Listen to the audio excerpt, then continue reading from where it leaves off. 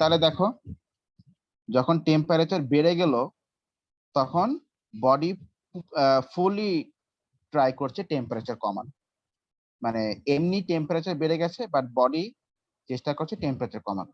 তাহলে এটা কি একটা নেগেটিভ ফিডব্যাক মানে সিস্টেম না, বলো যে যা হয়েছে তার উল্টোটা করা। জি স্যার। আচ্ছা, এখানে যখন টেম্পারেচার কমে গেল তখন বডি এই তিনটা অ্যাকশন দিয়ে ফুল ফোর্সে ট্রাই করছে যে টেম্পারেচার আবার বডির ভিতরে যেন বেড়ে যায়, বাড়ানোর চেষ্টা করছে। তো কমে গেলে আবার বাড়ানোর চেষ্টা করছে। এটাও দেখো, এটাও কিন্তু কি নেগেটিভ ফিডব্যাক সিস্টেম নাকি, বলো? জি স্যার। আচ্ছা ঠিক আছে, এই গেল। স্যার তাই গুজবাম্পস হয়? হ্যাঁ, তার জন্যই গুজবাম্পস হয়? তার জন্য গুজবাম্পস হয়। ঠিক আছে কিনা বলো? জি স্যার। আচ্ছা, এবার তুমি আসো, আমরা যেটা বলবো সেটা হচ্ছে ব্লাডের মধ্যে গ্লুকোজ কন্ট্রোলটা কি করা।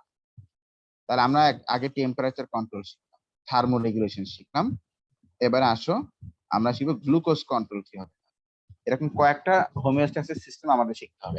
একটা হচ্ছে থার্মোরেগুলেশন বা temperature regulation, then glucose regulation in the body, then হচ্ছে অসমো রেগুলেশন মানে water regulation in the body.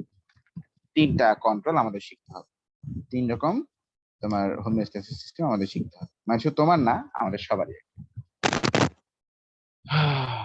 আচ্ছা, এবার তুমি তাহলে আসো, আমরা শিখবো হচ্ছে sorry glucose homeostasis. Homeostasis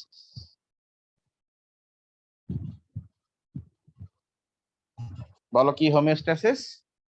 glucose homeostasis. আচ্ছা,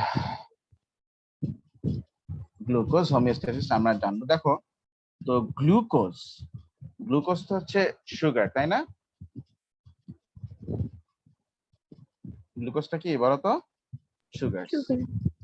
হ্যাঁ, এখন আমাদের বডির মধ্যে এই গ্লুকোজের লেভেল কমে যাওয়া বা বেড়ে যাওয়া কিন্তু বেশ ডেঞ্জারাস। এই জন্য গ্লুকোজ লেভেলটাকে আমাদের বডির মধ্যে মনিটর করতে হবে। ঠিক আছে, তো তার আগে দেখো আমি যেটা বলতে গিয়েছিলাম, এখানে দেখি তো দাঁড়াও, আচ্ছা একটা জিনিস তো দেখছি রিভিশন গাইডে ওরা দেয়নি,